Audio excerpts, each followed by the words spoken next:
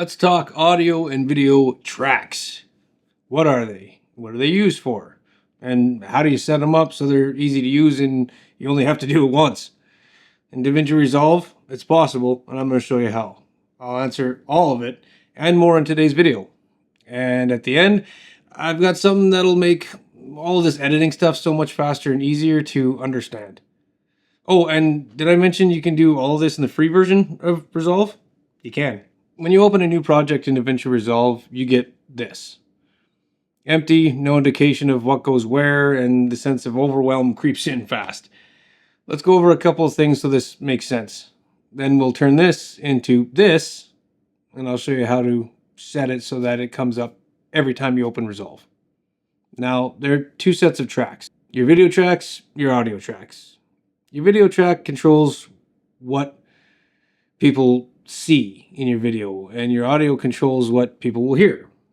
Multiple tracks can be set up to help you organize as well as perform different functions that change how the video and audio files behave on screen. Now you're going to need a timeline to get things set up, so we'll just go to timelines, create new timeline. We'll call this demo. Back. Now we have a timeline. Now we have tracks. Until you have a timeline, you don't have any tracks. So the first thing I set up is labels and color coding. This helps you keep your clips in order as well as knowing what you're working on at a glance. For example, if we set up video tracks for A-roll and B-roll, right-click, add track, gives me a second track. Pick these up just a little bit so we can see the names. And then we put A-roll and click down here and we put B-roll. So again, I just right-clicked and went to add track to put the second one in. Now that I pulled the row size down a little bit so that we can see the label and shows up, we change the name.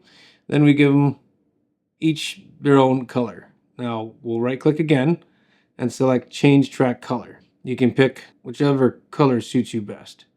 Let's go green. Now you can see what goes in that track by label, or if you have footage on that track, you know what track you're on by the color of the strip. Audio tracks are made the same way, but here you can change some additional settings to make things sound a little better.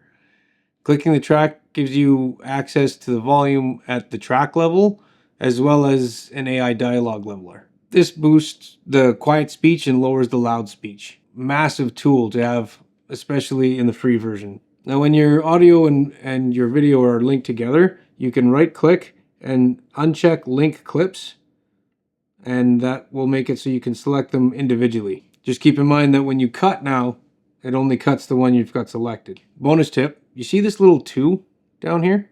That means the audio track is in stereo. Voice track should be in mono. It helps keep the voices at the best levels in the render. So right click, go to change track type and click mono. Now if you have any questions or you'd like to see me cover a certain topic, leave a comment and let me know. I'll do everything I can to get you all the answers you guys need. Now setting up tracks like this within your template will save you piles of time while editing. Every time you start, all your tracks are already set up and you can get to the fun part, which is editing, building your story. Time poor creators need every minute of every day, so anything that saves you time should be on top of your list. Plus, I mean, look at the difference.